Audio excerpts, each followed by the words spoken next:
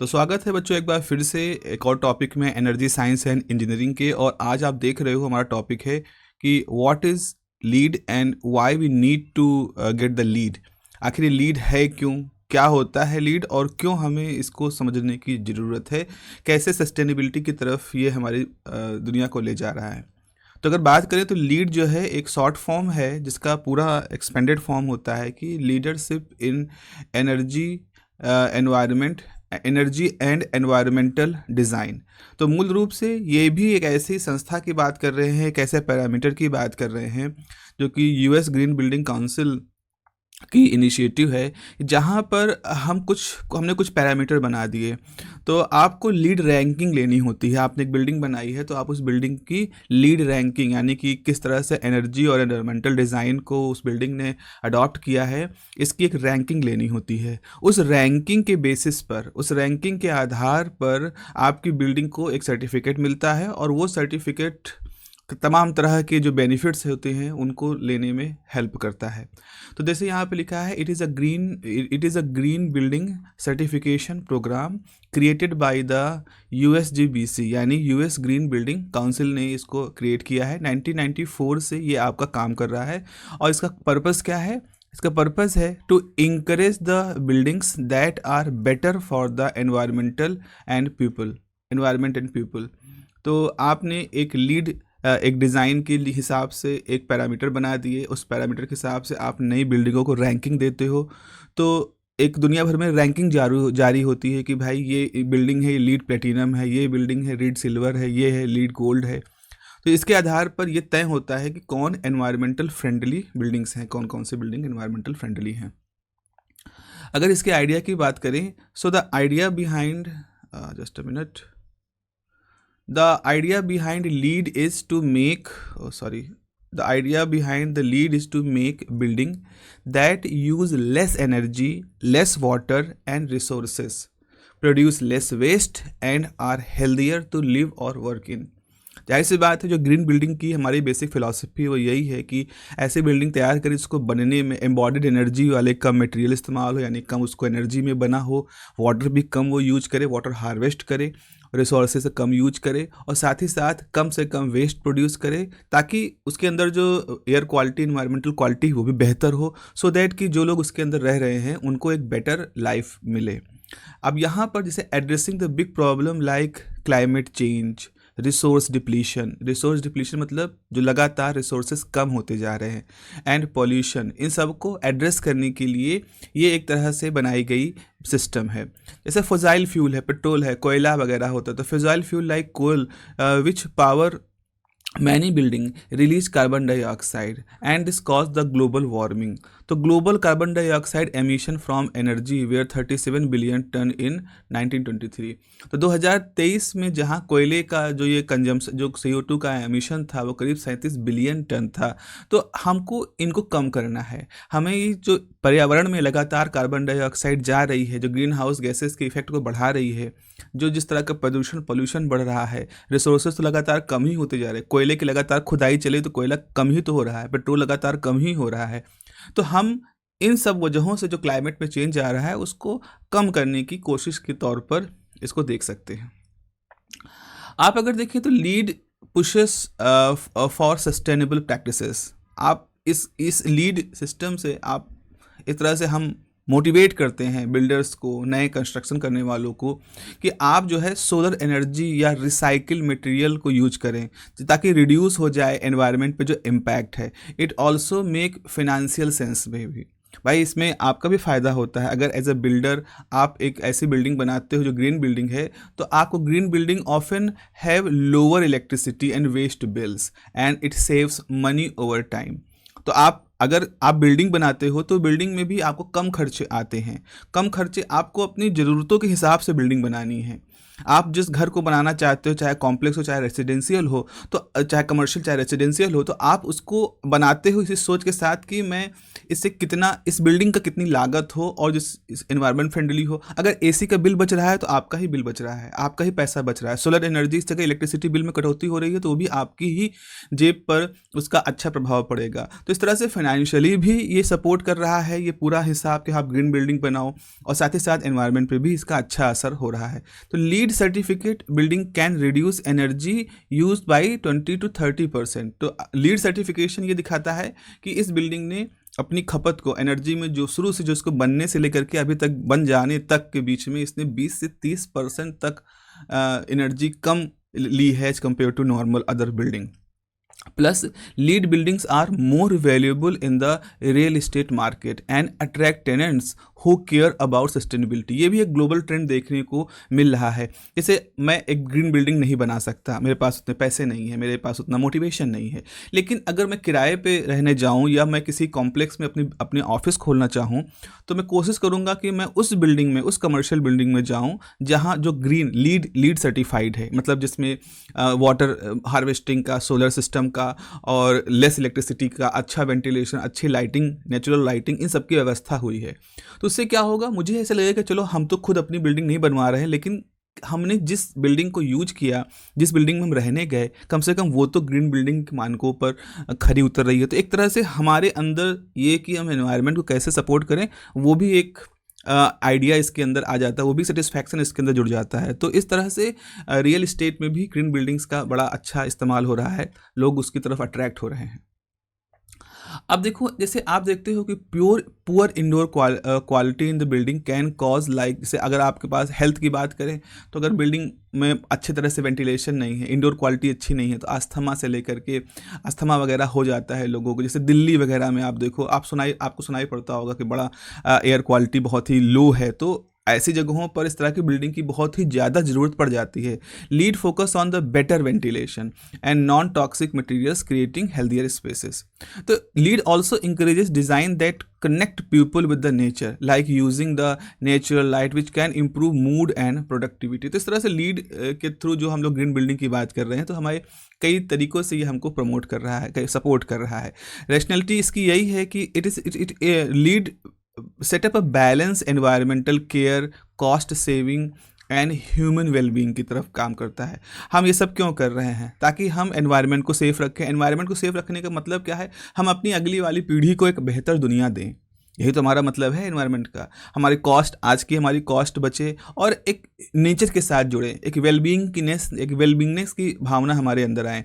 So make it the practical and forward thinking system for the future. तो ये भविष्य को ध्यान में रख के बनाया गया एक सिस्टम है। लीड की रिस्पॉन्सिबिलिटीज़ क्या हैं? तो पहले ही बात, तो रिस्पॉन्सिबिलिटी की बात करें तो पहला तो यही है कि एनर्जी एफिशिएंसी के ऊपर बात करता है। ये पूरा सिस्टम ये बात करता है कि आप रिड्यूस करें energy by using the efficient lighting, like the LEDs, light emitting diode का इस्तेमाल करें, बेटर इंसुलेशन का इस्तेमाल करें, जैसे डबल गेज विंड का इस्तेमाल करें या मोटी दीवारों का इस्तेमाल करें, and renewable energy sources like the solar panel का इस्तेमाल करें। तो पहली बात तो ये है कि लीड ये हमें बताता है, उसकी रिस्पॉन्सिबिलिटी ये है कि वो अश्योर करे कि एनर्जी एफिशिएंसी बिल्डिंगों में है कि नहीं। जैसे अगर हम एग्जांपल की बात करें तो building might use 30% less electricity by installing smart system that turn off light when no one is around. जैसे सेंसर्स होते हैं, तो आप कमरे से बाहर गए, विदिन 1 मिनट लाइटें बंद हो गई, आप कमरे के अंदर जैसे एंटर किए लाइटें जल गई, पंखे अपने आप चल गए, एसी ने सेंस कर लिया, एसी ऑन हो गया। लोग कम थे, एसी ने अपनी लोड को घटा दिया, लोग ज़्यादा बढ़ गए, एसी ने अपने आप को एडजस्ट कर लिया। तो इस तरह से अगर हम स्मार्ट सेंसर्स का भी यूज करें तो 30% तक भी बिजली के बिल में कटौती की जा सकती है। तो एक तो ये है एनर्जी एफिशिएंसी को ये अश्योर करता है। दूसरा ये है वाटर एफिशिएंसी। जैसे आप पानी बचाओ, पानी बचाने के लिए क्या है? Low flow tap. हम ऐसे टैप लें बहुत तेज़ी से पानी का फ्लो ना हो रहा हो, रेन वाटर को हार्वेस्ट करने का जहाँ पर एक इंतज़ाम हो, और साथ ही साथ वेस्ट वाटर अगर निकल रहा है तो उसको रिसाइकिल करने का इंतज़ाम हो। एक लीड बिल्डिंग जो होती है वो वाटर यूज को 20 से 40% तक कम कर सकती है अगर रेगुलर बिल्डिंग में अगर हम उसमें क्रूज वाटर ये सब सारे सिस्टम लगा दें, हम उसके अंदर वाटर हार्वेस्टिंग की बात को लगा दें, रिसाइकलिंग एक लो लेवल की रिसाइकलिंग सिस्टम को वहाँ पर अप्लाई कर दें, तो वाटर एफिशिएंसी को भी हम वहाँ पर बढ़ा सकते हैं। तीसरा है सस्टेनेबल साइट डेवलपमेंट। आप क्या करो, build in a way that does not harm the environmental around the site. ऐसे बनाओ कि अगल बगल की अगर आपके अगल बगल कोई बाग है, आपके अगल बगल कोई फ्लोना है, तो आप उसको डिस्टर्ब ना करो, उसको भी उसमें इंक्लूड करो, आप उसको यूटिलाइज करो, उस बाग को एज अ फैसिलिटी देखो, ना कि उसके पेड़ों को काट के बरामदा बना देना है। So this include preserving green spaces, reducing the urban heat और and choosing location near public transport to cut down on the car use. जैसा कि मैंने पहले ही बात की थी, इससे पहले वाले लेक्चरों में, मत आप ऐसी जगहों पर रहो जो बहुत दूर हैं, आपको अपनी कार का यूज करना पड़ रहा है। जहाँ पब्लिक ट्रांसपोर्ट हो उसकी इर्द गिर्द ही रखने की कोशिश करो, सड़कों के किनारे रहने की कोशिश करो, ताकि आप public transport but auto rickshaw का भी यूज, बस ऑटो रिक्शा का भी आप वहाँ पर यूज कर सको। ऐसे आप मटेरियल एंड रिसोर्सेज, आप इको फ्रेंडली मटेरियल यूज करो, जैसे रिसाइकिल स्टील है, वुड है, प्लाईवुड है, या आप रिड्यूस करें, जैसे कंस्ट्रक्शन में जो वेस्ट यूज होता है उसको कम करने की कोशिश करें। जैसे लीड प्रोजेक्ट है वो 50% तक रिसाइकिल मटेरियल को भी यूज कर सकते हैं, जिससे नए रिसोर्सेज को यूज करने की जो टेंडेंसी है वो कम हो जाती है। इंडोर एनवायरनमेंट क्वालिटी को इम्प्रूव कर सकते हैं, आप इम्प्रूव एयर क्वालिटी करो बिल्डिंग के अंदर, नॉन टॉक्सिक पेंट का इस्तेमाल करो, इंश्योर करो कि अच्छा वेंटिलेशन हो और नेचर की जो लाइट है वो ज़्यादा आए, खिड़कियाँ ऐसी जगहों पर बनाओ, ऐसी दिशा में बनाओ कि मौसम के हिसाब से उनमें से लाइटें आएँ। उत्तर दिशा की तरफ अगर आप मुंह कर करके अपनी खिड़कियों को रखते हो तो डायरेक्ट हीट आपसे बच सकते हो, डिफ्यूज रेडिएशन को आप यूज कर सकते हो, जिसकी वजह से क्या होता है, जो स्पेस होता है वो हेल्दियर होता है और रहने के लिए, और उनकी मेंटल वेलबींग पर भी बहुत अच्छा असर होता है। इनोवेशन और एजुकेशन, आप इंकरेज करो नए आइडिया को, सस्टेनेबल डिज़ाइन जो नए आइडिया हैं उनको इंकरेज करो, लोगों को बताओ जा करके, जो लोग इंटरेस्टेड हैं उनको बताओ कि भाई आप अगर घर बनवाने में इंटरेस्टेड ही हो तो आप कोशिश करो कि इन पैरामीटर्स के तहत उसको बनवाओ। एजुकेट करना बहुत ज़रूरी है, क्योंकि कई बार क्या होता है, लोगों को मालूम ही नहीं होता कि ऐसे भी कुछ इनिशिएटिव्स हैं दुनिया में, और उनको लगता है कि परंपरावादी तरीके से ही चीज़ें की जा सकती है, लेकिन ऐसा नहीं है। तो इसके लिए हमें इंकरेजमेंट चाहिए, हमें एजुकेशन करना है। For instant, LEED building might have sign explaining its eco friendly feature to inspire visitor. जैसे ये बहुत अच्छा आइडिया है, आप लीड बिल्डिंग को प्लेटिनम है तो बाकायदा उसके ऊपर कोई लोगो या ऐसा कुछ बना दो, लोग बताओ कि प्लेटिनम लेवल की बिल्डिंग है या ये गोल्ड लेवल की बिल्डिंग है, उसके फीचर्स क्या हैं, उसमें क्या क्या अच्छा अच्छा यूज किया गया, कैसे कैसे उसको मैनेज किया गया, क्या स्टोरी होती है उसके पीछे की, उसको आप लोगों को समझाने की कोशिश करो। तो ये इंकरेजमेंट होता है लोगों का कि हाँ हम भी ऐसी ही बिल्डिंग को क्यों ना बनवाएं। Carbon reduction, cut down the green house gases emission by using clean energy and efficient system. एक लीड बिल्डिंग के अंदर कार्बन डाइऑक्साइड को करीब 1500 टन तक पर ईयर कम किया जा सकता है, तमाम तरह के लो एम्बॉडेड एनर्जी मटेरियल को यूज करके, सोलर को यूज करके, वाटर हार्वेस्टिंग को यूज करके, अगर एक नॉन लीड बिल्डिंग की कंपैरिजन में देखें तो ये एक तरह से बहुत ही अच्छा इनिशिएटिव्स होता है। अगर हम कहें लीड करता क्या है, तो लीड 4 लेवल के सर्टिफिकेशन प्रोग्राम देता है। दिस इज़ वेरी इंपॉर्टेंट, इस पर बहुत अच्छे से क्वेश्चन पूछे जाते हैं कि आप को होता क्या है कि जैसे 110 पॉइंट तक का उसके अंदर, मतलब उसके जो पैरामीटर्स हैं उसमें अगर आप देखें तो लीड सर्टिफिकेशन आपको लेना है, लीडरशिप इन द सस्टेनेबिलिटी का ये जो है, तो आपको 110 पॉइंटों पर आपकी बिल्डिंग को परखा जाएगा। अब उस 110 पॉइंट में कुछ पॉइंटों की रेंज है, उन पॉइंटों की रेंज में आप आओगे तो आपको सर्टिफिकेट मिलेगा, चाहे वो सिल्वर हो, गोल्ड हो, प्लेटिनम हो या नॉर्मल सर्टिफिकेशन हो। तो जितने ज़्यादा पॉइंट होंगे, more points the higher the level and showing how sustainable the building is. Building जितनी अच्छी यानी जितने ज़्यादा पॉइंट। जैसे अगर आपके पास 40 से 49 पॉइंट तक हैं तो इसका मतलब है ये बहुत ही बेसिक लेवल लीड सर्टिफिकेशन है। ये दिखा रहा है कि बिल्डिंग ने मिनिमम सस्टेनेबिलिटी स्टैंडर्ड को प्राप्त कर लिया है। It is a good start but there is a room for improvement. तो अगर आपके पास सिर्फ सर्टिफाइड लीड सर्टिफाइड, इसका मतलब ठीक है आप लोगों ने बिल्कुल भी ऐसा नहीं कि कुछ भी जानकारी आपको नहीं, आपने अपने तरफ से अपनी क्षमताओं के हिसाब से कुछ चीज़ों को वहाँ पर रखा है। फॉर एग्जांपल आपने पानी इकट्ठा करने के लिए कोई टैंक बना रखा है, बारिश का पानी इकट्ठा करने के लिए आपने, या कुछ सोलर पैनल लगवा रखे हैं, बहुत मैच करता हुआ नहीं लेकिन फिर भी कुछ सोलर पैनल आपने वहाँ लगवा रखे हैं, या आपने क्ले ब्रिक नहीं इस्तेमाल किया, एस ब्रिक इस्तेमाल किया है, चूना पत्थर, कुछ आपने कर लिया है बहुत ही बेसिक लेवल का। उसके बाद अगर आपके पास 50 से 59 पॉइंट तक है तो इसका मतलब है कि building has gone beyond the basic से ऊपर उठ चुके हैं। आपने ज़्यादा ग्रीन प्रैक्टिसेस को अडॉप्ट किया है, like better energy saving system या वाटर रिसाइकलिंग आपने कर रखी है।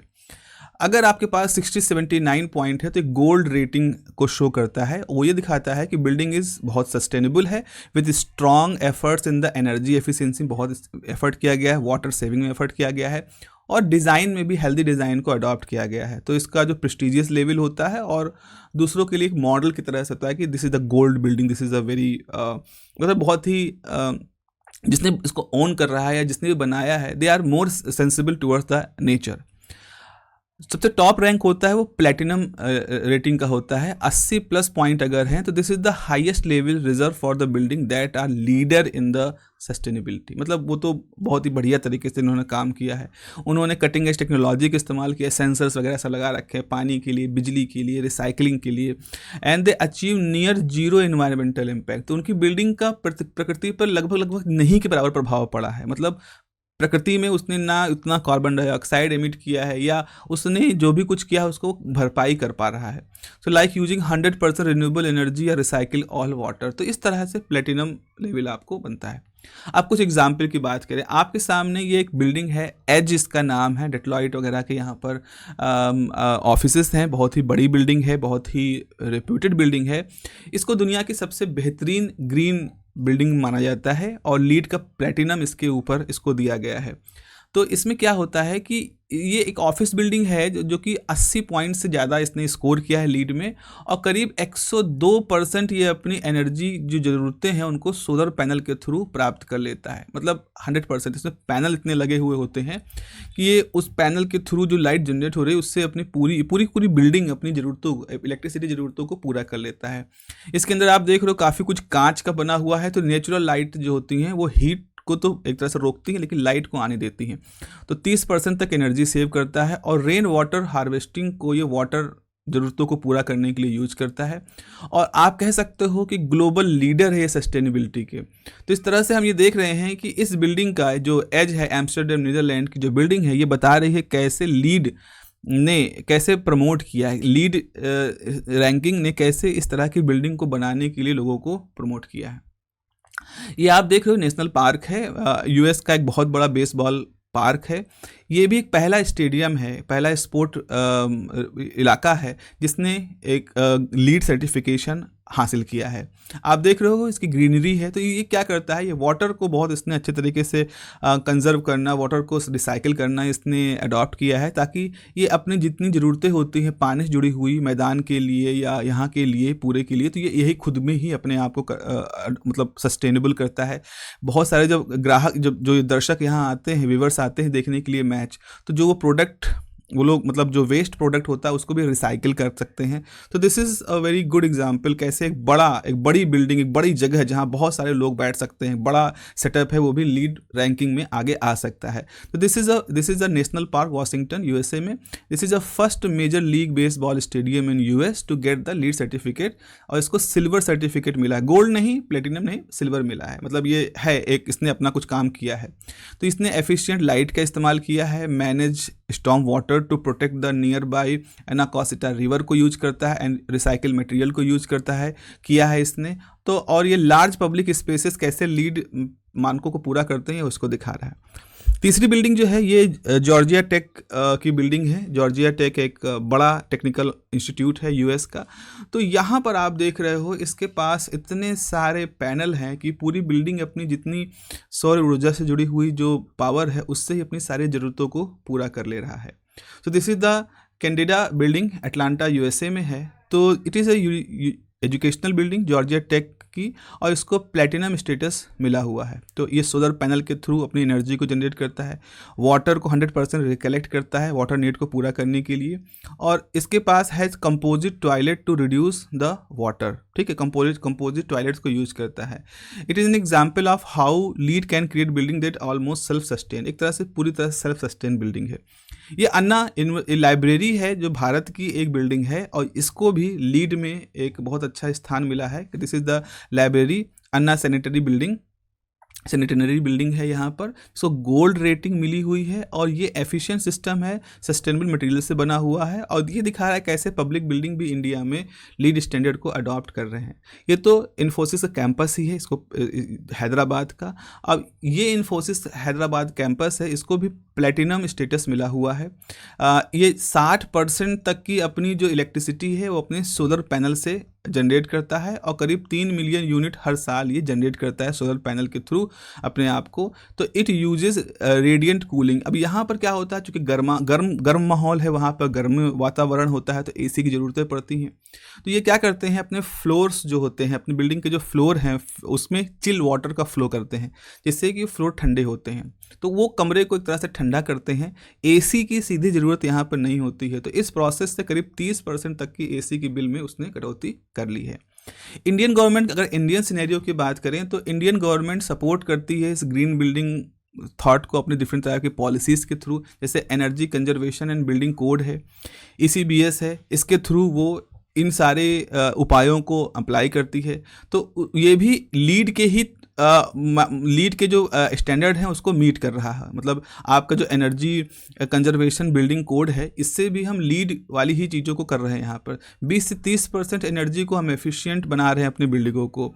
ऐसे तमाम तरह की स्कीम है, लाइक नेशनल सोलर मिशन।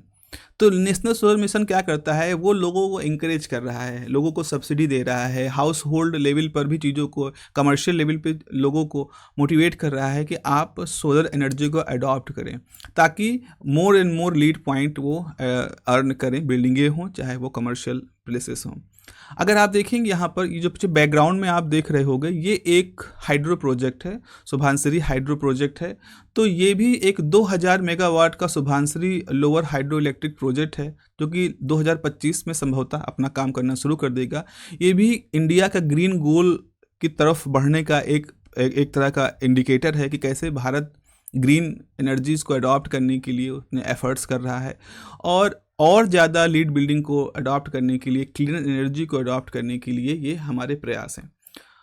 तो इस तरह से बच्चों हम लोगों ने देखा यहाँ पर कि किस तरह से हम लीड जो है उसकी हेल्प से हम एनवायरनमेंट को ऐसी बिल्डिंगों से सजा सकते हैं, जिसमें कि हम ऐसी बिल्डिंगें बनाते हैं जिससे कि हमारी वातावरण के ऊपर निगेटिव एफर्ट्स कम से कम हो और बेहतर तरीके से हमारा एनवायरनमेंट प्रोटेक्ट हो, और ना केवल प्रोटेक्ट हो बल्कि वो और अच्छे से अपना काम कर सके। तो चलिए फिर इतना ही रखते हैं, आज की इस टॉपिक के लिए इतना ही काफ़ी। अगले टॉपिक में फिर से आपसे मुलाकात होगी। Have a nice day, take care, bye bye.